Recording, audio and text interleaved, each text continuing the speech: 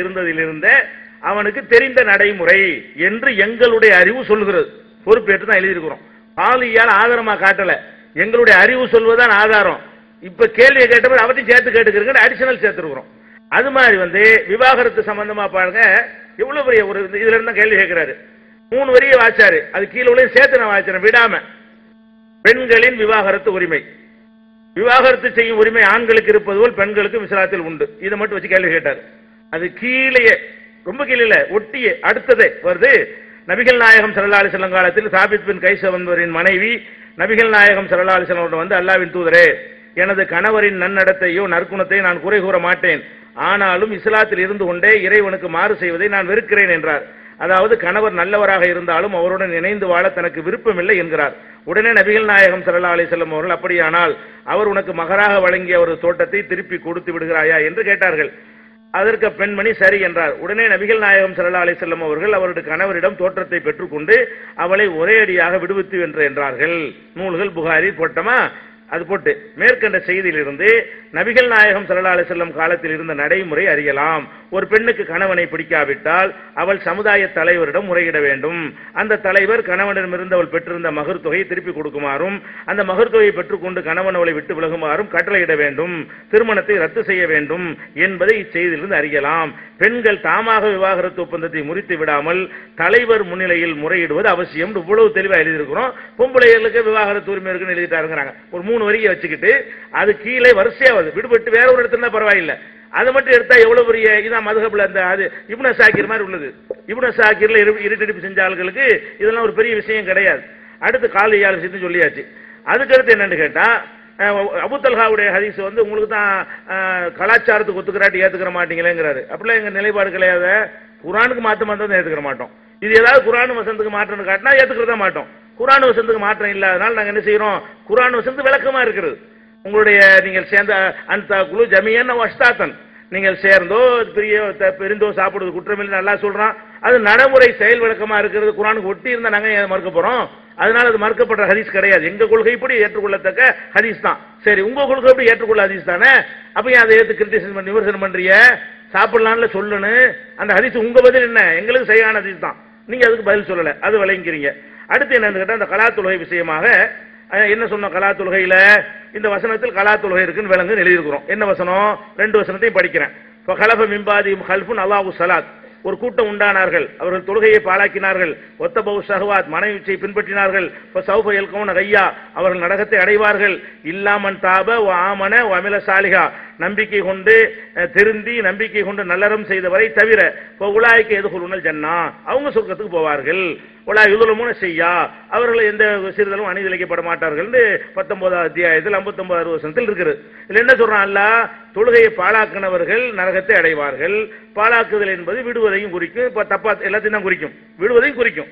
அப்ப நரகத்தை அடைவார்கள் யாரை தவிர, தௌபா செஞ்சவங்களை தவிர, தௌபா செஞ்சு திருப்பி தொழுந்தவங்களை தவிரன்னு வரல. தொழுகையை பல வருஷங்கள் தொழாமல் இருந்து விட்டார்களே, ஆனால் இப்ப திருந்தி வந்துட்டாங்கன்னா இனிமே ஒழுங்கா தொழுவேன் என்று தௌபா செய்து கொண்டு நேரத்துக்கு நேரம் தொழுது விட்டார்களே, ஆனால் கடந்த காலத்தில் அவர்கள் பல வருடங்கள் தொழாமல் இருந்தாலும் அல்லாஹ் கேட்க மாட்டான் என்பது இது குறிக்குது. இதுல எந்த தெளிவா தானே இருக்கு. இல்லாமல் தாப்பாண்டு அல்லாஹ் தானே சொல்றான்.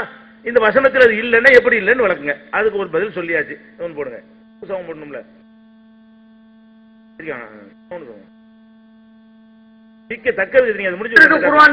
சரி, அதே போல தௌராத் இஞ்சில் அப்படின்னு வருது. அப்படின்னா என்ன, தௌராத் இஞ்சினா இப்ப இருக்கிற மாற்றப்பட்ட வேதம் அல்லங்க. இஞ்சின்னு சொன்னா இப்ப பைபிள்லாம் சொல்லிட்டு இருக்கோம்ல, அது அல்லங்க. அசல்ல இறைவன் வழங்கிய வேதம் தான். ஒரு ஆள், இது யாருக்கு சொல்லப்பட்டது தெரியுமா, இவங்க அறகுறையா விளங்கிட்டு வந்து கேட்கறதுனாலதான் வந்துச்சு. ஒரு ஆள் யஹூதி இஸ்லாத்துக்கு வர்றாரு.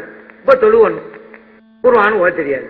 இப்ப என்ன சட்டம், ஏற்கனவே ஒரு தௌராத் வேதத்தை தெரிஞ்சு வச்சிருக்கிறாரு. மார்க்க சொல்லுது, தௌராத்து அல்லாத வேதம் தான், குர்ஆன தெரியலன்னு சொல்லி தொழாம இருக்காத, அந்த அல்லாவுடைய தௌராத்துக்கு அல்லாத வேதத்தை படிச்சா தொழுதுறப்பா அப்படின்னு மார்க்க சொல்லுது. ஒரு ஆண்டு நஸ்ரானி கிறிஸ்தவர் இஸ்லாத்துக்கு வர்றாரு, குர்ஆன் ஓத தெரியாது, ஆனா அந்த இஞ்சில் வேதம் நல்லா தெரியுது அப்படின்னு சொன்னா அதுவும் அல்லாவுடைய வேதம் தான், ஓது தொழு. அது இது அரபி ஓத தெரியல, குர்ஆன் தொழாம இருக்காத. அவங்களுக்கு சொல்லப்பட்ட சட்டத்தை போய் இஞ்சில் ஓதலாமா, பைபிள் படிக்கலாமா, பைபிள் வைக்கலாம்லாங்க இருக்கு. ஏன் இல்ல சொல்றீங்க? அப்ப மார்க்கத்துல ஒவ்வொன்னு, அதாவது மதஹப் கிதாபுல என்ன எழுதியிருக்காங்கன்னா, தொழுகையில குர்ஆனுக்கு பதிலா தௌராத் இஞ்சில ஓதுனாலும் அதை ஓதி தொழுகலாம் அப்படின்னு எழுதியிருக்கிறாங்க. அதுலயும் வரலாறா இருந்தா தொழுவக்கூடாது, இது அறிவுரைகள் சம்பந்தப்பட்ட வசனங்களா இருந்தா ஓதி தொழுகலாம் அப்படின்னு எழுதியிருக்கிறாங்க. இதெல்லாம் என்னங்க இப்படி இல்லாம எழுதுறன்னு கேள்வி கேட்டோம்ல, அதுக்கு தான் பதில் சொல்றாங்க. இது இவங்க விளங்காம சொல்றாங்க. அதுல முரண்பாடு, அந்த ஒரு பதிலேயே அதுக்கு அதுல முரண்பாடு இருக்கு. எப்படி இருக்கு? தௌராத்துனா என்ன? இப்போ உள்ள தௌராத்தை சொல்லுது, மாற்றப்படாத தௌராத்தை சொல்லுதுன்றாரு. மாற்றப்படாத தௌராத்துன்னு சொல்லிவிட்டு இப்போ ஒருத்தன் யகுதியா இருந்து இஸ்லாத்துக்கு வர்றான்னு வைங்க, அவனுக்கு பழைய தௌராத்து எப்படி இருக்குங்க, அதை மாற்றப்பட்டுருச்ச, அதை ஓதலாங்கிறாரு. அவரே முதல்ல சொல்றாரு, இந்த தௌராத்தை நாங்க சொல்றோம், மாற்றப்படாத தௌராத்தை சொல்றோங்கிறாரு. மாற்றப்படாத தௌராத்தி இப்ப இஸ்லாத்துக்கு வந்தோன்னு எப்படி கிடைக்கும் அவனுக்கு? மாற்றப்படாத இஞ்சில் எங்க எடுப்பான்? பைபிள் தான் இஞ்சில் வச்சுட்டு இருக்கிறான். மாற்றப்படாத இஞ்சில் எந்த கடையில் கிடைக்கும்? எனக்கு ஒரு காப்பி தாங்க. மாற்றப்படாத பைபிள், மாற்றப்படாத இஞ்சில் கிடைக்குமா? என்ன சொல்லுங்க, நான் போய் வாங்கிக்கிறேன். நீங்க தான் சொல்றீங்க மாற்றப்படாத பைபிளை தான் ஓதலாம், இஞ்சில ஓதலாங்கிறீங்க. மாற்றப்படாத இல்லைன்னு வேற சொல்றீங்க. இல்லாத ஒருத்தன் எப்படி ஓதுவான்? தௌராத்து மாற்றப்படாத தௌராத்து உலகத்துல இல்ல, மாற்றப்படாத இஞ்சிலும் இல்ல. ஒருத்தர் இஸ்லாத்துக்கு மாற்றப்படாத தௌராத்து என்னங்க அதான் சொல்லுது. அதை சொல்லல ஃபிக்ஹ் கிதாபுல, அப்படி முட்டு கொடுக்குறாங்களாம் பொது சபையில. இங்க முட்டு கொடுக்க இயலாது. பொது சபைகள்ல பொதுமக்கள்கிட்ட போய் என்ன செய்யறது?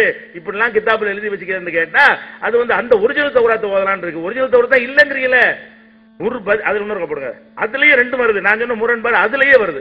இல்லன்னு சொல்லிடுவாரு, அப்புறம் அது ஓதலாம்னு சொல்லுவார், இல்லாத ஒன்றை. அதே போடுங்க. அதே போல தௌராத் இஞ்சில அப்படின்னு வருது. அப்படின்னா என்ன? தௌராத் சொன்னா இப்ப இருக்கிற மாற்றப்பட்ட வேதம் அல்லங்க. இஞ்சின்னு சொன்னா இப்ப பைபிள்லாம் சொல்லிட்டு இருக்கோம்ல, அது அல்லங்க. அசல்ல இறைவன் வழங்கிய வேதம் தான். இது யாருக்கு சொல்லப்பட்டது தெரியுமா? இவங்க அறகுறையா விளங்கிட்டு வந்து கேட்கறதுனாலதான் வந்துச்சு. ஒரு ஆளு யகூதி இஸ்லாத்துக்கு வர்றாரு, இப்ப தொழுவணும், குர்ஆன் ஓத தெரியாது. இப்ப என்ன சட்டம்? ஏற்கனவே ஒரு தௌராத் வேதத்தை தெரிஞ்சு வச்சிருக்கிறாரு. மார்க்க சொல்லுது தௌராத்து அல்லாட வேதம் தான், குர்ஆன் தெரியலன்னு சொல்லி தொழாம இருக்காத, அந்த அல்லாவுடைய தௌராத்துக்கு அல்லாத வேதத்தை படிச்சா தொழுதுறப்பா அப்படின்னு மார்க்க சொல்லுது. ஒரு ஆண்டு நஸ்ரானி கிறிஸ்தவர் இஸ்லாத்துக்கு வர்றாரு, குர்ஆன் ஓத தெரியாது, ஆனா அந்த இஞ்சில் வேதம் நல்லா தெரியுது அப்படின்னு சொன்னா அதுவும் அல்லாவுடைய வேதம் தான், ஓது தொழு. அது இது அரபு ஓத தெரியல, குர்ஆன் தொழாம இருக்காத. அவங்களுக்கு சொல்லப்பட்ட சட்டத்தை போய் இஞ்சில் ஓதலாமா, பைபிள் படிக்கலாமா, பைபிள் வைக்கலாம்லாங்க இருக்கு. ஏன் இல்ல சொல்றீங்க? அப்ப மார்க்கத்துல ஒவ்வொன்னு கேக்குறேன். ஏன் இல்ல தௌராத் இப்ப அதையும் ஓதலான்னு சொல்றீங்க? இல்ல நாங்கள கேட்கணும். ஏன் இஞ்சில் ஒண்ணு இல்ல, இல்லாத ஒண்ணு ஓதுங்கிறீங்களா? எப்படி இஞ்சில் தான் நீங்களே இல்லன்னு முதல்ல சொல்லிவிட்டீங்க. அப்ப இப்படி எல்லாம் முரண்பட்டு புக்கு முட்டு கொடுக்க வந்தார்களே, ஆனால் இப்படி எல்லாம் முரண்பட்டு பேசுற காட்சியெல்லாம் ஒரு பக்கம் பாக்குறீங்க.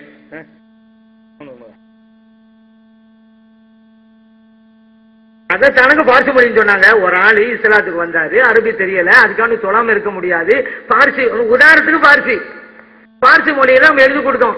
இப்ப எப்படி தமிழ்ல நம்மள கூட சில பேர் துவா எழுதி காப்பாங்க, அரபி எழுதுவோம். அப்படியே தமிழ்லயும் கொஞ்சம் எழுதிட்டாங்க அப்படிமாங்க, அரபி படிக்க தெரியாதனால.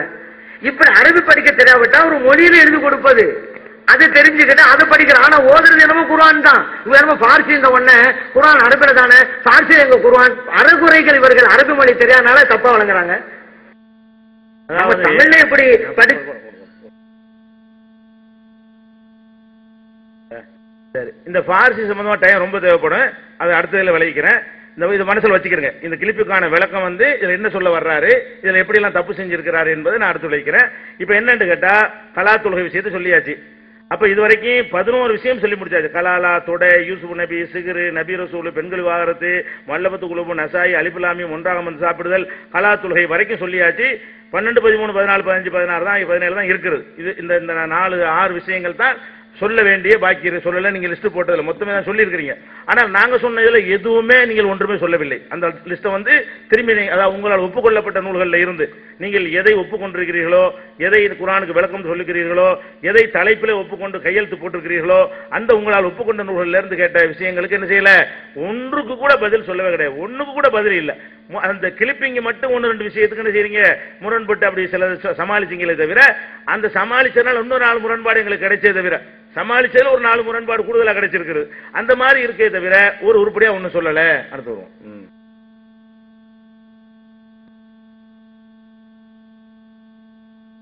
பார்ந்த பெரியவர்களே, அவர்களுடைய நூல்களில் இன்னும் மார்க்கத்துக்கு முரணான விஷயத்தெல்லாம் நீங்க பார்க்கலாம். அதுல ஒண்ணுதான் ஓணம், கிறிஸ்துமஸ் போன்ற பண்டிகைகளுக்கு சமைக்கப்பட்ட உணவை உண்ணலாமான்னு கேள்விங்க. அது என்ன